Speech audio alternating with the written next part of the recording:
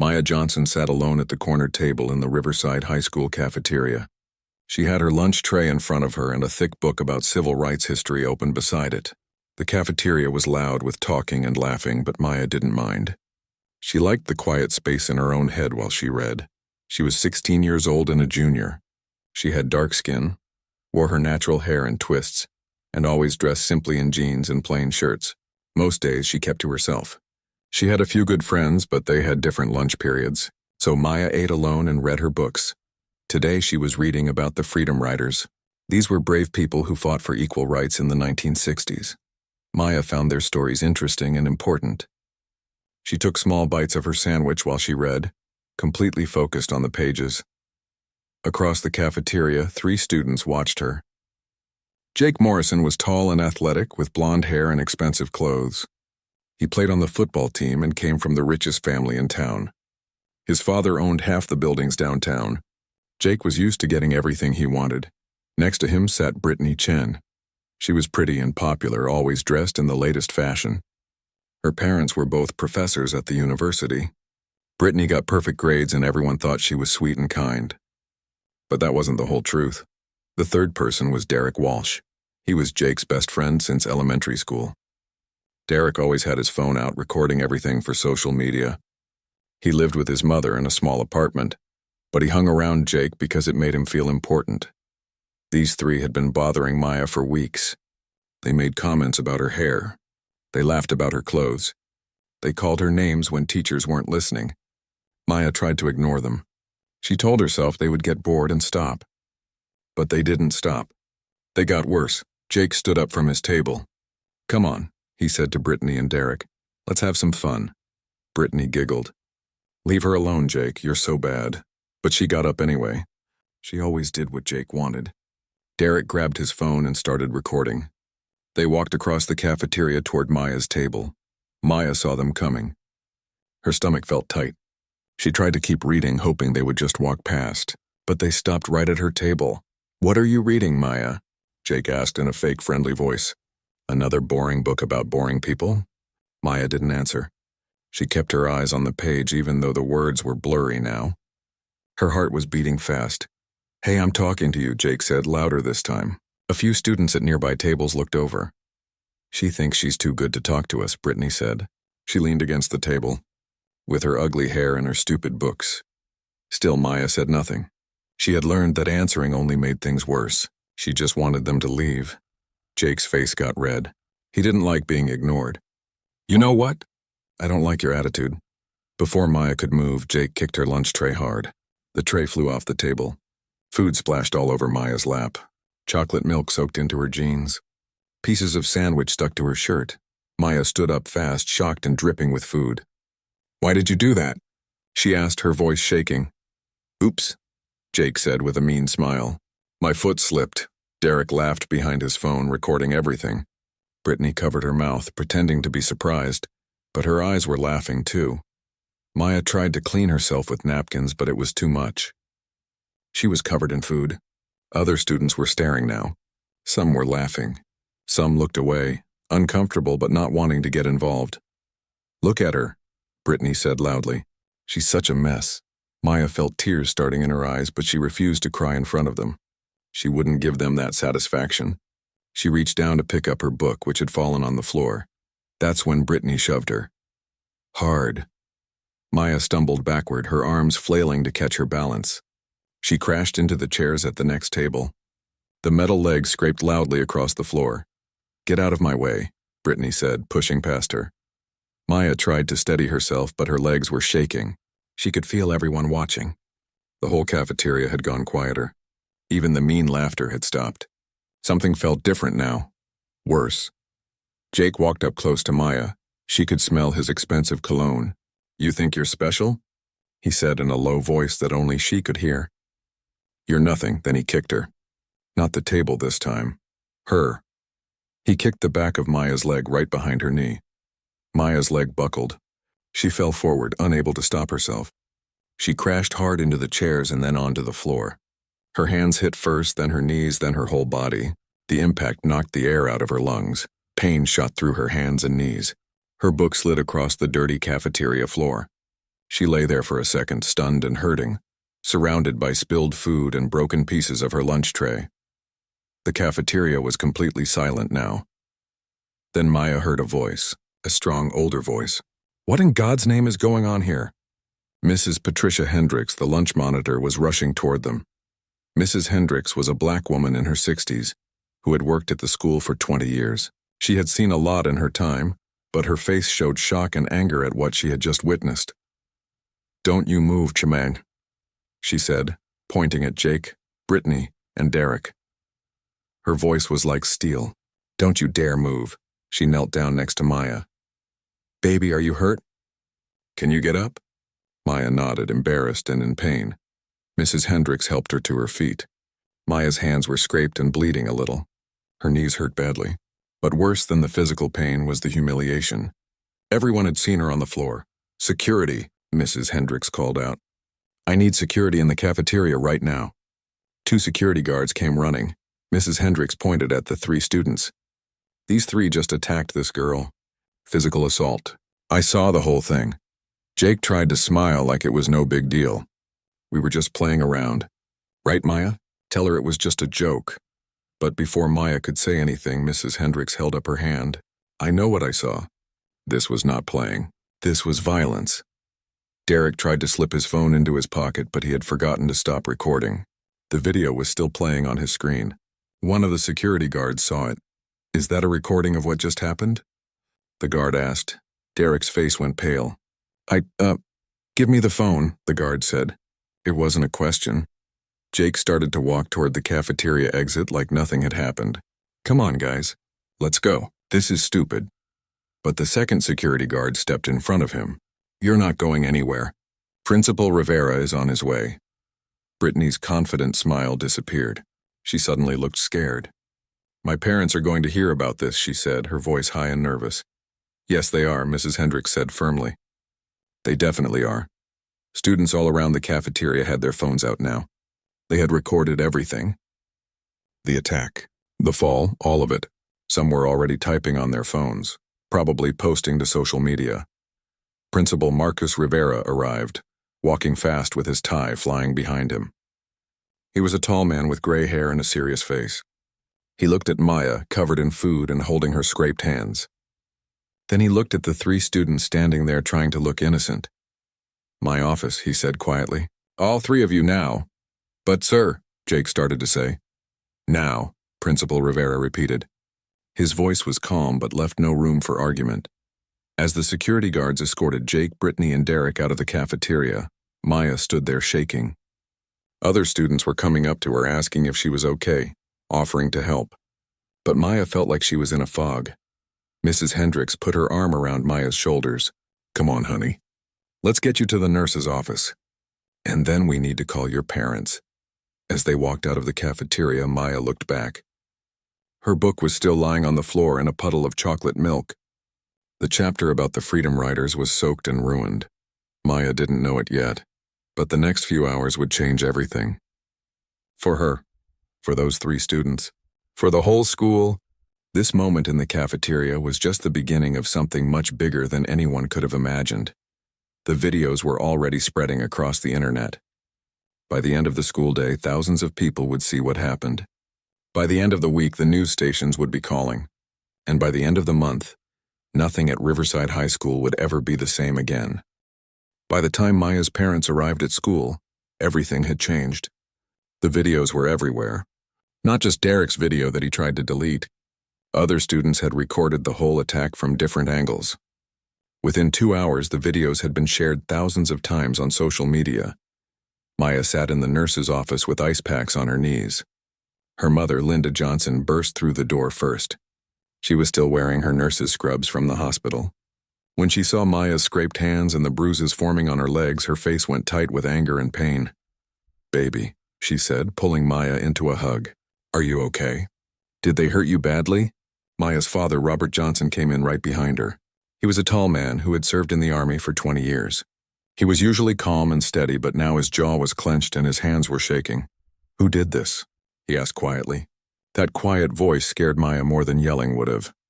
3 students, Principal Rivera said from the doorway. "They've been suspended immediately." We're conducting a full investigation. The police have also been called. The police? Maya asked. She hadn't expected that. This wasn't just bullying, Maya, her father said. This was assault.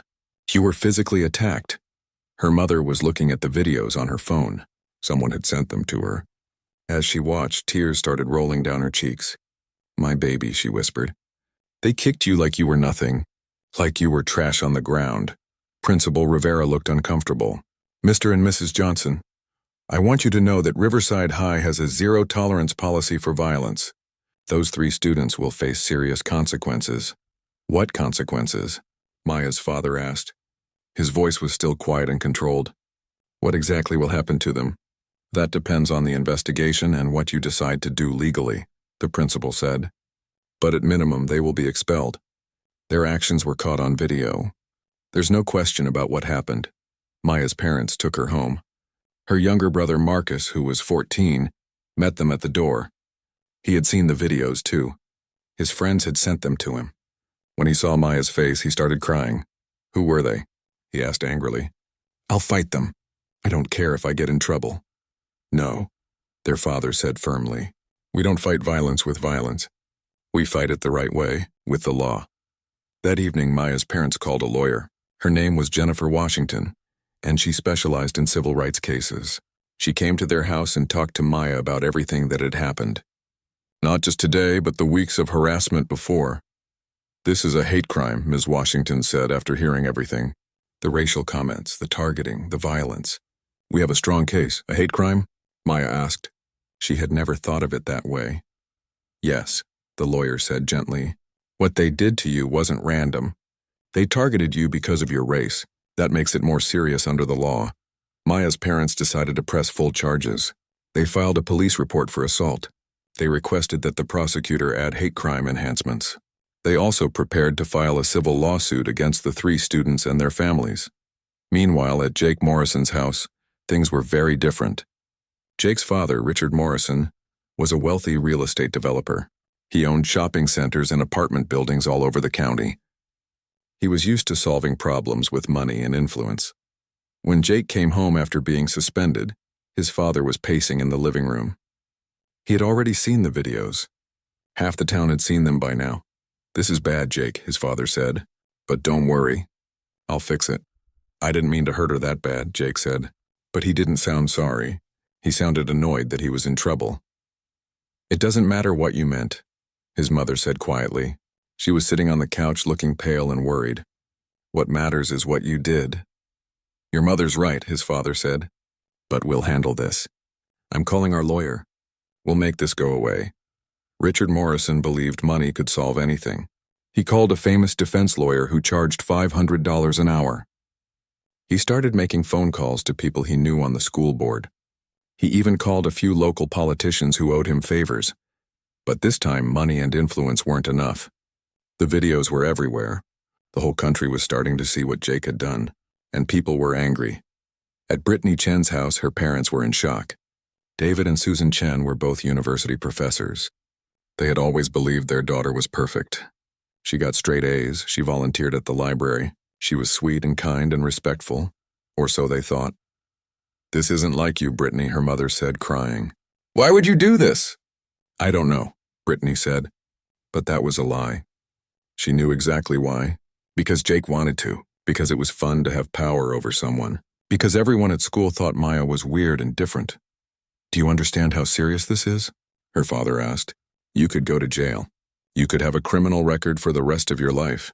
That's when Brittany started crying. Not because she felt bad about Maya, but because she was scared about what would happen to her own future. The police came to interview Brittany that evening. They asked her about the attack. They asked her about the racial comments. Then they asked to see her phone. On Brittany's phone, they found months of messages, text messages to her friends calling Maya racist names, social media posts making fun of Maya's hair and skin, group chats where Brittany and her friends laughed about that black girl who thinks she's so smart. The evidence was overwhelming. Brittany had been targeting Maya for a long time. This wasn't just one bad moment. It was a pattern of racist harassment that ended in violence. Derek Walsh's situation was different. He lived with his single mother in a small apartment across town. His mother, Carol, worked 2 jobs just to pay the rent. She was exhausted all the time, and Derek spent most of his time alone. When the police came to their apartment, Carol was at her evening job at the grocery store. Derek was home alone, terrified. He knew he was in serious trouble. The police took his phone. On it, they found the video he had tried to delete. But deleted videos aren't really gone. The police recovered it. They saw everything. Jake kicking the tray, Brittany pushing Maya, Jake kicking Maya's leg, Maya falling to the ground, and through it all, Derek laughing. When his mother got home and found out what happened, she broke down crying. "Why, Derek?" she asked. "Why would you do something like this?" "I don't know, Mom," Derek said, and for the first time he sounded genuinely sorry. "I was just following Jake, I wasn't thinking." "You weren't thinking?" his mother said, her voice rising. "A girl got hurt, Derek. You stood there and recorded it like it was entertainment. What happened to you? I raised you better than this." Derek realized something that night. He realized that he had become someone he didn't recognize, someone who hurt people to fit in, someone who laughed at cruelty to feel important. The next day, the news channels arrived at Riverside High School. Reporters stood outside with cameras interviewing students and parents. The story was getting bigger. People across the state were talking about it. Then people across the country. The school held an emergency meeting for parents. The auditorium was packed. People were angry, scared, and divided. Some parents defended the 3 students. "They're good kids who made a mistake," one father said.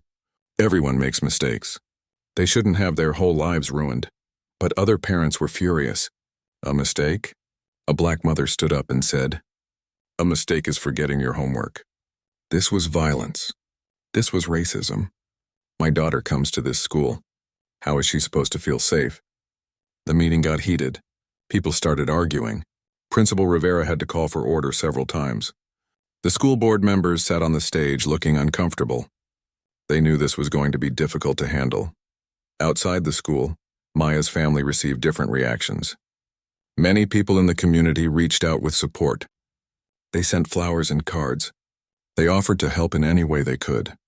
A local church raised money for Maya's family to help with legal costs and counseling, but there were also hateful messages. Anonymous people sent emails calling Maya names. Some people posted on social media that she was making too big a deal out of it. A few even said she deserved what happened. Those messages hurt Maya's parents deeply, but they also made them more determined to fight. "This is exactly why we have to press charges," Maya's father said. "Because people still think it's okay to treat someone this way because of the color of their skin." The school board met and made their decision. All 3 students would be expelled. They would not be allowed to return to Riverside High School. They would have to finish their education somewhere else if any school would accept them. Jake's father was furious. He threatened to sue the school. He called the superintendent and yelled at him. He posted on social media about how his son was being treated unfairly. But then something happened that Richard Morrison didn't expect. His business clients started canceling contracts. People didn't want to work with a man who defended what his son had done. The local newspaper published an article about Richard trying to use his influence to get his son out of trouble. Emails leaked showing him trying to pressure school board members. The public turned against him. His reputation, built over 30 years, started to crumble in just a few days. The courtroom was cold and formal. Maya sat between her parents in the gallery, her hands folded in her lap. She wore a simple blue dress her mother had bought for the occasion. She didn't want to be here, but the prosecutor said it was important for the judge to see her. 3 separate cases were moving through the juvenile justice system. Derek's case came first because he had agreed to cooperate. He sat at the defense table in a button-up shirt and tie, looking smaller than he did at school. His mother sat behind him, her eyes red from crying. The prosecutor, a serious woman named Angela Martinez, stood up and explained the plea deal. Derek would plead guilty to being an accessory to assault. He would testify against Jake and Brittany. In exchange, he would receive probation, community service, and mandatory counseling instead of detention. Does the defendant wish to make a statement? The judge asked. Judge Robert Thompson was an older black man with gray hair and glasses. He had been on the bench for 25 years. Derek stood up. His voice shook when he spoke. Yes, Your Honor, I want to say I'm sorry. What I did was wrong. I stood there and recorded Maya getting hurt. I laughed about it. I shared the video like it was funny. But it wasn't funny. It was cruel and awful, and I'm so sorry. He turned to look at Maya. Maya, I know sorry isn't enough. I know I can't take back what happened. But I want you to know that I think about it every day. What I did was racist and cowardly. I'm going to spend the rest of my life trying to be better.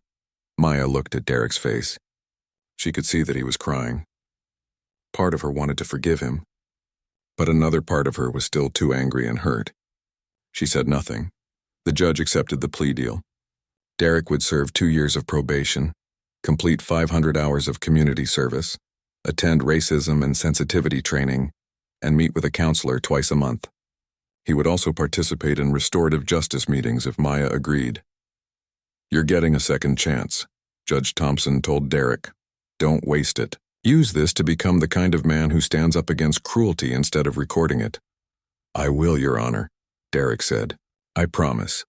As Derek left the courtroom with his mother, Maya's lawyer leaned over. That was genuine remorse, Ms. Washington said quietly. He's different from the other two, Maya nodded. She had seen the difference too. Derek seemed truly sorry, but that didn't make what happened hurt any less. Jake's case was much more complicated. His father had hired Thomas Bradley, one of the most expensive defense lawyers in the state. Mr. Bradley was known for getting rich kids out of trouble.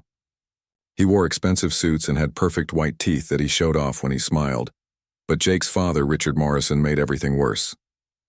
He couldn't stop trying to use his money and influence.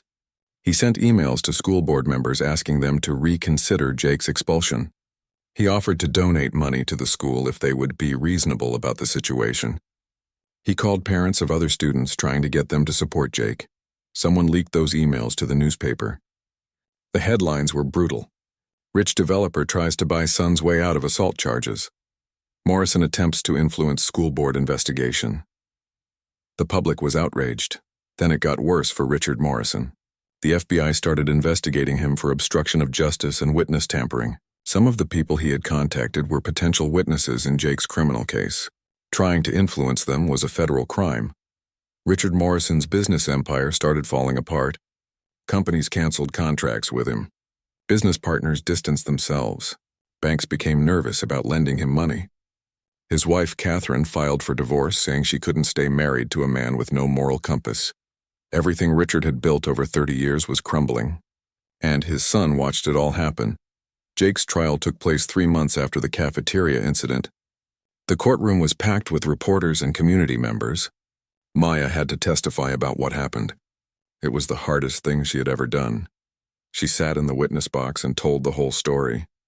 The weeks of harassment, the racial comments, the way Jake kicked her lunch tray, how Brittany pushed her, how Jake kicked her leg and she fell to the ground. How did it make you feel? Prosecutor Martinez asked gently. Maya's voice was quiet but steady. It made me feel like I wasn't human. Like I was just something they could hurt for fun because of the color of my skin. Jake's lawyer, Mr. Bradley, tried to make Maya seem like she was exaggerating. Isn't it true that teenagers often engage in rough play? He asked. Isn't it possible this was just horseplay that went too far? Maya looked right at him.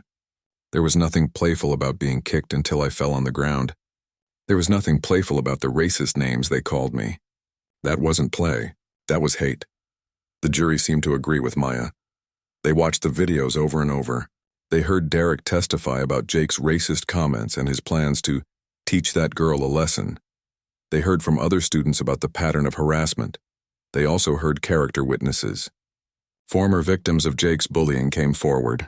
A freshman boy testified that Jake had shoved him down the stairs last year. A girl said Jake had grabbed her inappropriately at a party and threatened her when she told him to stop. Teachers testified about Jake's sense of entitlement and his belief that rules didn't apply to him. The picture that emerged was not of a good kid who made one mistake. It was of a young man who had been cruel and violent for years, protected by his father's money and influence. The jury deliberated for only 4 hours. They found Jake guilty on all counts: assault and battery, hate crime enhancements. The judge would sentence him in 30 days.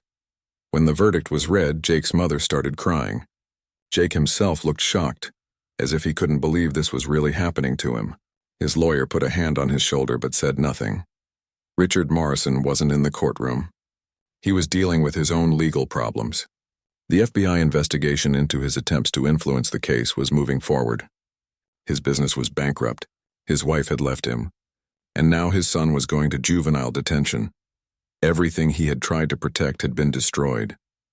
Brittany's case came last. Her parents had finally accepted the truth about their daughter. They sat in the courtroom looking tired and sad. They had hired a good lawyer, but they weren't trying to make excuses anymore. The prosecutor presented the evidence. The videos of the assault, the text messages full of racial slurs, the social media posts mocking Maya, the testimony from classmates about Brittany's behavior. The pattern was clear. This wasn't one bad moment. It was months of targeted harassment based on race. Brittany's lawyer tried a different approach than Jake's. Instead of claiming innocence, they admitted guilt, but asked for mercy. They talked about Brittany's age, her previously clean record, her potential for change. "My client did something terrible," the lawyer said. "She knows that now. She's been in counseling for 3 months learning about racism and privilege. She wants the chance to make amends." But when Brittany took the stand, Maya could see something that bothered her. Brittany talked about being sorry. She said all the right words. But her eyes were different. She looked more annoyed than sorry, more concerned about her own future than about the pain she had caused. The prosecutor saw it too. During cross-examination, she asked Brittany direct questions. "Do you understand why what you did was wrong?"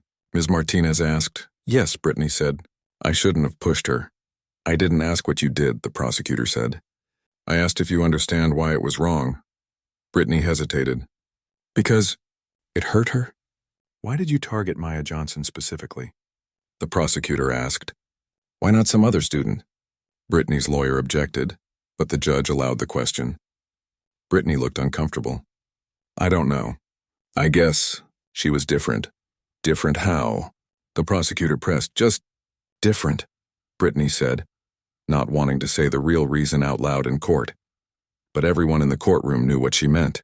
Maya was different because she was black, because she wore her natural hair, because she didn't try to fit into Brittany's idea of what was acceptable. The prosecution then showed the text messages where Brittany used racial slurs. They showed social media posts where she made fun of black hairstyles and black culture. They showed a pattern of racist behavior that Brittany had been careful to hide from her parents and teachers. Brittany's parents looked shocked, even though they had seen this evidence before. Seeing it presented in court in public made it more real. Their daughter wasn't who they thought she was. The jury found Brittany guilty. The judge scheduled her sentencing for the following month. Between the trial and sentencing, Maya's family had to make a difficult decision. The prosecutor's office told them about restorative justice. This was a program where victims and offenders could meet face-to-face in a safe, mediated setting. The goal was healing and understanding, not punishment. "You don't have to do this," Ms. Washington told Maya. "You've already been through enough." Maya thought about it for a long time. She talked to her therapist. She talked to her parents. She prayed about it. "I want to do it with Derek," Maya finally said. "Not with Jake or Brittany. But Derek seems like he really means it when he says he's sorry. Maybe talking to him will help me understand why this happened." Her parents supported her decision. 2 years had passed since that day in the cafeteria. 2 years of change, growth, pain, and slow healing. The lives of 4 young people had taken very different paths. Derek Walsh stood in front of 30 teenagers at the Community Youth Center. He was 20 years old now, wearing jeans and a polo shirt with the center's logo on it. The kids in front of him looked bored and skeptical. They were all court-ordered to be here for various offenses. They didn't want to hear what Derek had to say. "I know you don't want to be here," Derek said. "I didn't want to be here either 2 years ago. I thought I was better than programs like this, better than consequences, better than people who were different from me." He clicked a button and a video appeared on the screen behind him. It was the video from the cafeteria, the one he had recorded. The kids in the audience sat up straighter, suddenly interested. "That's me behind the camera," Derek said, laughing while my friend kicked a girl until she fell on the ground, recording it like it was entertainment, sharing it on social media like it was a joke. He paused and looked at each kid in the room. "I destroyed someone's life that day, and I destroyed my own life too. I lost my friends. I lost my chance at college. I got a criminal record. All because I cared more about being cool than being decent. After the presentation, a teenage boy with tattoos on his arms raised his hand. "Do you still talk to the girl you hurt?" "No," Derek said honestly. "Maya doesn't owe me her forgiveness or her friendship. I saw her one time at a restorative justice meeting. I apologized. I told her the truth about everything. But that was for her healing, not mine. I don't get to feel better just because I said sorry." Derek worked at the youth center 3 days a week. The other days, he took classes at the community college studying social work. His mother was proud of him, but Derek knew he had a long way to go. He was still paying off his debt to society. More importantly, he was still learning how to be the person he should have been all along. In the evenings, Derek volunteered at a program that helped at-risk youth. He mentored kids who were heading down the wrong path.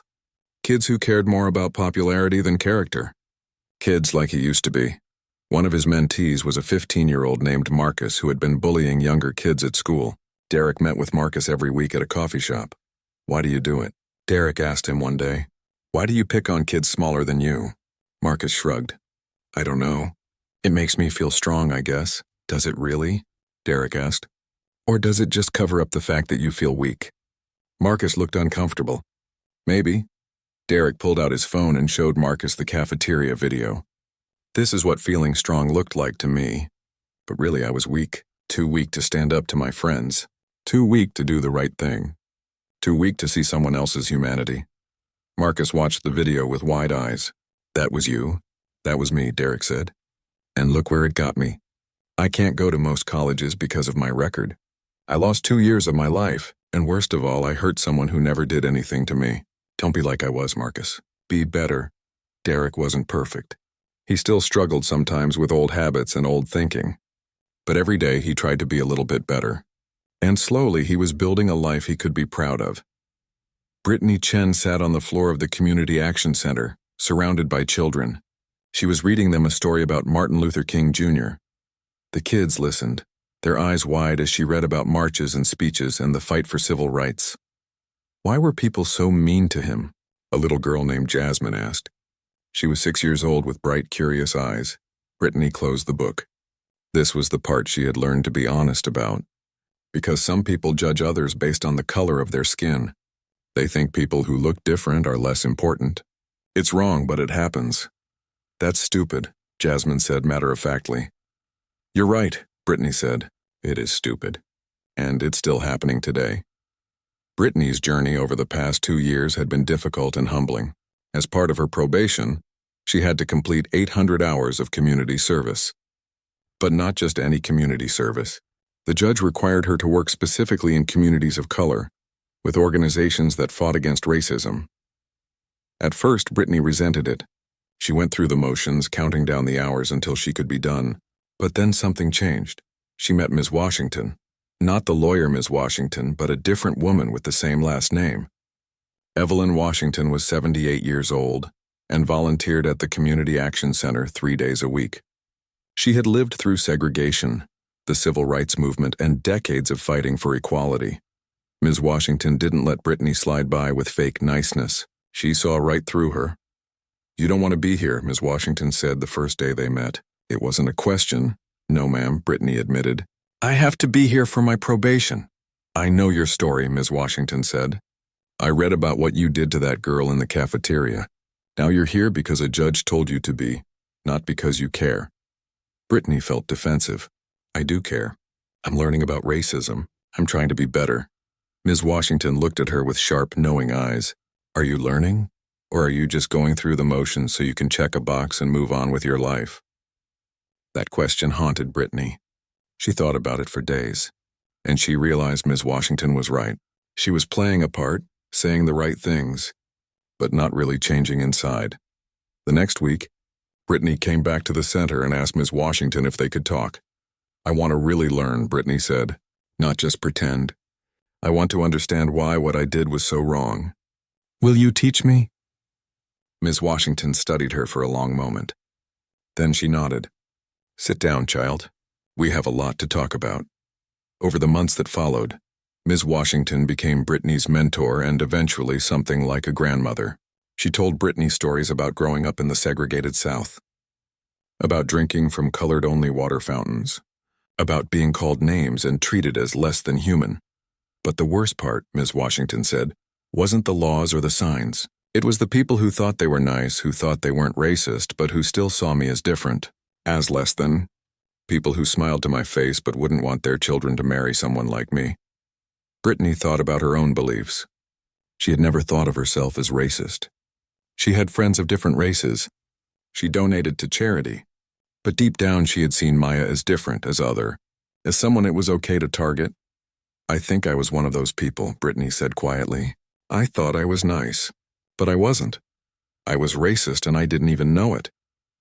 The fact that you can say that now shows you're growing, Ms. Washington said. Real change starts with real honesty. Brittany threw herself into the work at the community center. She read books about racism and privilege. She listened to podcasts. She had uncomfortable conversations with people who challenged her worldview. She wrote in a journal, examining her own thoughts and biases. As part of her probation, she had to write a public apology. She worked on it for months, going through dozens of drafts. She wanted it to be genuine, not just words on paper. When it was finally done, her lawyer published it on the local news website. In it, Brittany explained exactly what she had done. She didn't make excuses or minimize her actions. She talked about her racist beliefs and how she was working to change them. She apologized to Maya and to everyone who had been hurt by her actions. The response was mixed. Some people said it was too little, too late. Others said she was just trying to look good. But some people, especially Ms. Washington, said they could see the change was real. Brittany was now 20 years old, attending the state university after spending a year at community college. She had lost her early admission to Yale, and probably she would never get into a school like that again. But she was okay with that now. She had different goals now. She was studying social work, planning to work with youth programs. She wanted to help kids understand privilege and racism before they hurt someone like she had. Her relationship with her parents had been strained for a long time, but slowly they were rebuilding trust through family therapy. Brittany still had bad days. Days when she slipped back into old patterns of thinking. Days when she got defensive instead of listening. But she kept working on it. She kept showing up at the community center. She kept learning from Ms. Washington. Am I a good person now? Brittany asked Ms. Washington one day. Ms. Washington smiled. Being a good person isn't a destination, child. It's a journey. You're on the right path now. Just keep walking. Jake Morrison's path was much harder and much darker. Juvenile detention had been brutal. Jake had never faced real hardship in his life. He had always had money, protection, and privilege. But in detention, none of that mattered. The other kids there didn't care who his father was or how much money his family used to have. In fact, they resented him for it. Jake got into fights. He spent time in isolation. He learned what it felt like to be powerless. The counselors at the facility tried to work with him. One counselor, Mr. Patterson, was a black man who had grown up in poverty and turned his life around. He saw something in Jake that maybe Jake didn't see in himself yet. You're angry, Mr. Patterson said during one of their sessions. Who are you angry at? 5 years after the cafeteria incident, Maya Johnson walked across the stage at Georgetown University Law School. She wore a black graduation gown and a bright smile. Her parents, her brother Marcus, and dozens of supporters cheered from the audience. She had done it. She had graduated with honors. Maya was 23 years old now, and the scared 16-year-old girl from the cafeteria felt like a different person.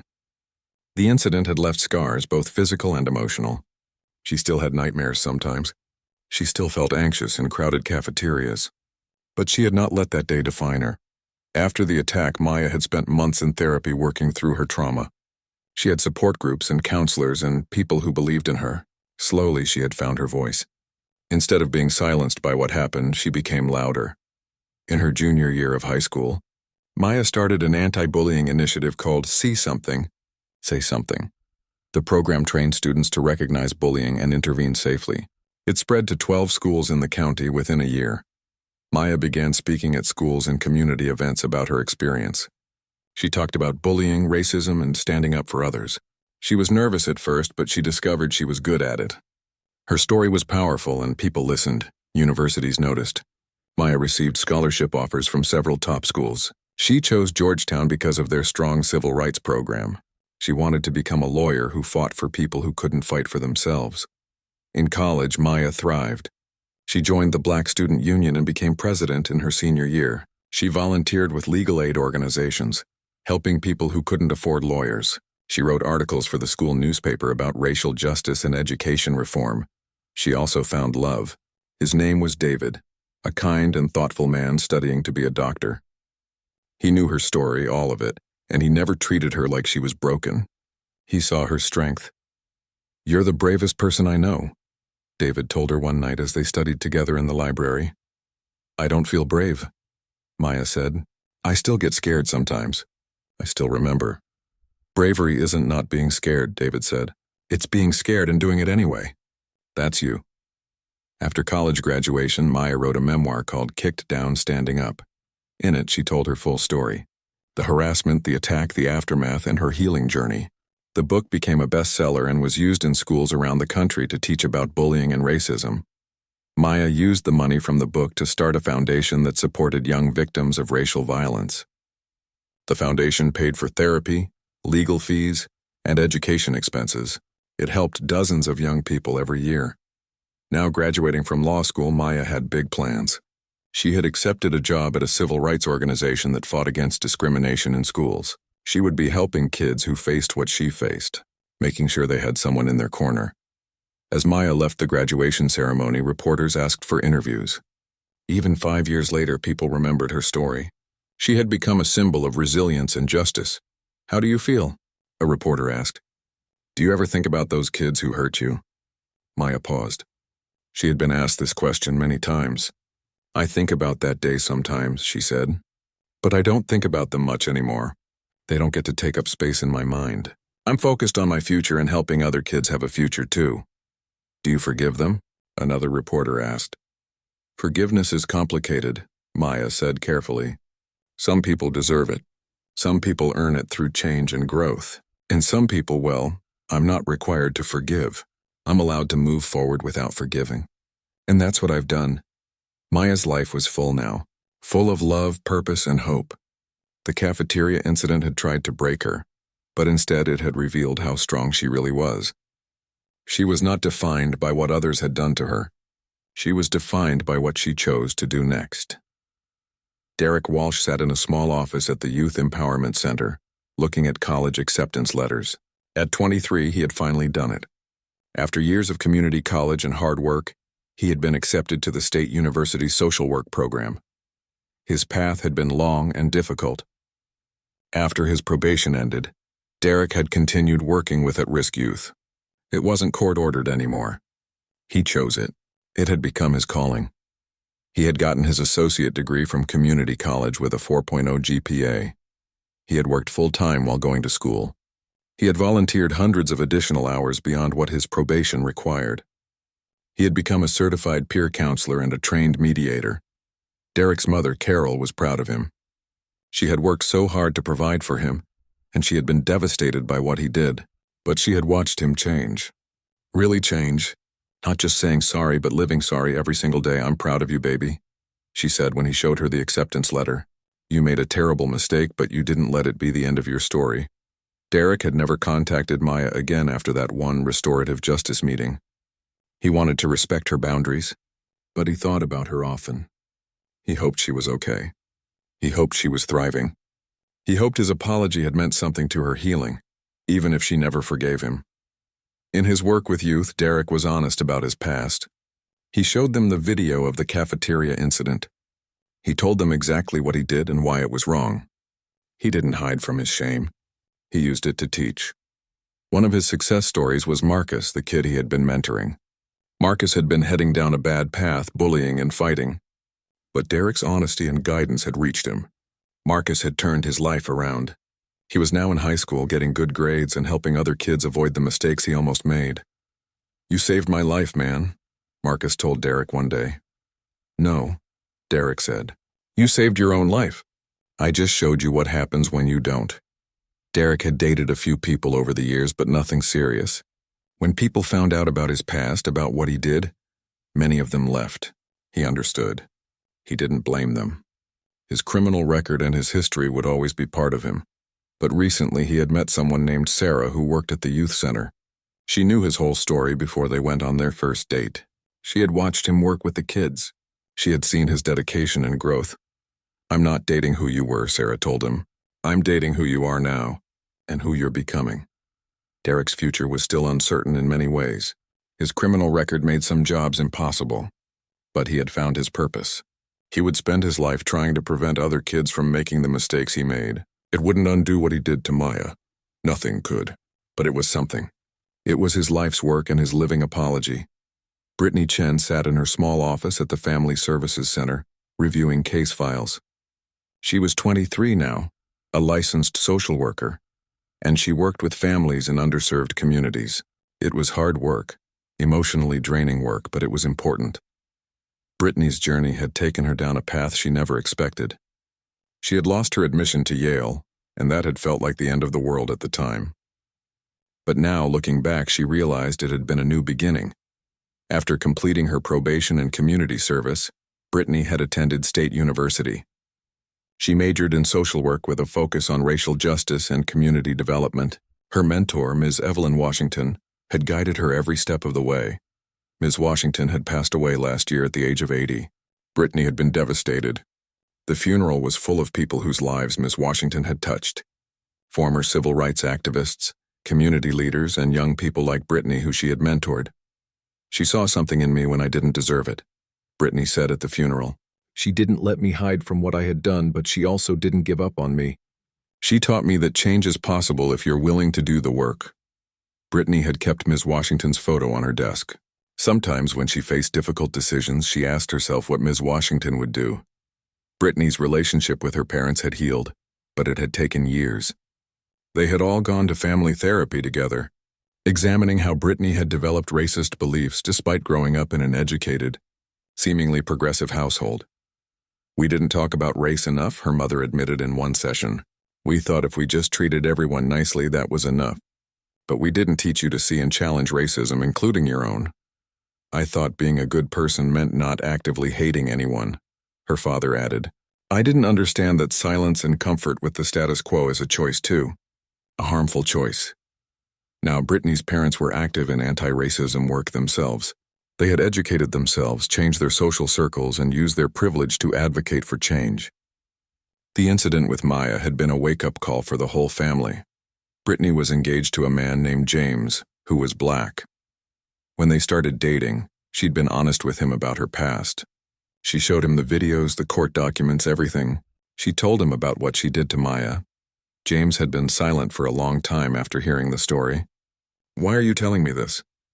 he finally asked.